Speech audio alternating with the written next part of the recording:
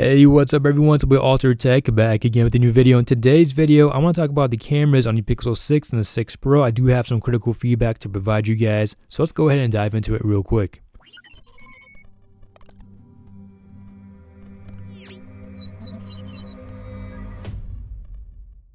Alright, so first off, this actually to me feels like it's a G-Cam board. It doesn't feel like it's fully polished. It doesn't feel like it was fully ready. I know this phone was just recently released. I know that the sensor is new. This is the Samsung GN1. It's a 1-inch sensor. It's supposed to, take in more light.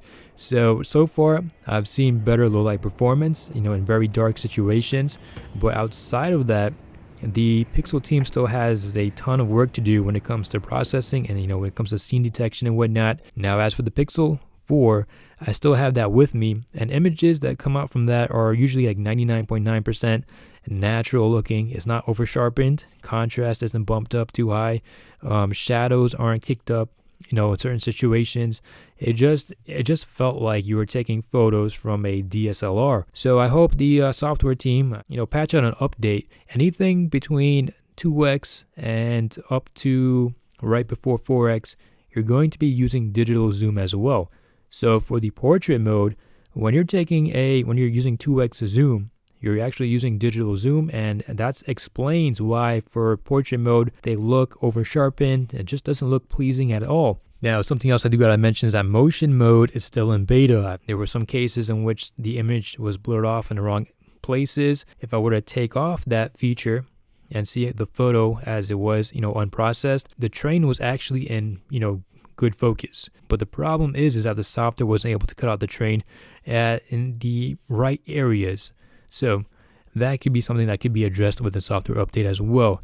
I do think that the Google team could actually go ahead and provide an update to give us full resolution images. Now, the Samsung GN1 sensor, it's a 50 megapixel sensor. So you should be able to get some 50 megapixel high resolution images just like you can on the Vivo X70, which uses the same Samsung GN1 chip as on the Pixel 6 and the 6 Pro. So if you guys are wondering why I'm talking about the 6 Pro and the 6, well, the 6 and the 6 Pro do have the same main sensor and the same ultra-wide sensor. The only difference is that the 6 Pro has the telephoto lens and a better selfie camera. And finally, guys, I'm going to try and make this video quick. You guys should also be able to have better scene detection. Now, whether it's nighttime, daytime, whether you're outdoors in the nature, for some reason, this phone is just not as smart as my Pixel 4 when it comes to scene detection. But for the most part right now, as a pro photographer, I could just shoot in RAW, edit all my photos. And one more thing before I go, the software processing on these photos are actually quite slow. Now, this isn't something new. It's all pretty much with all Google Pixel devices. But at times, when you can take a photo, it might take, anywhere from 1 to 4 seconds to just finish processing.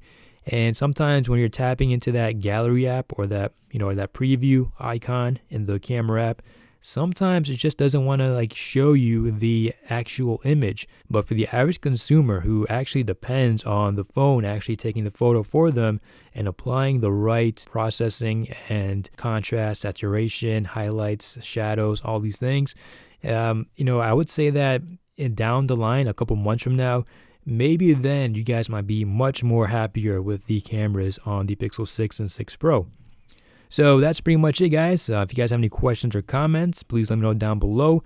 Here are some sample shots I've taken with my Google Pixel 6, and at the end, I'll also show you some of these photos I've taken in RAW. If you guys have any questions or comments, please hit me up down below. This is Alter Tech signing out. Hope you guys have a great and wonderful day. Take care. Peace.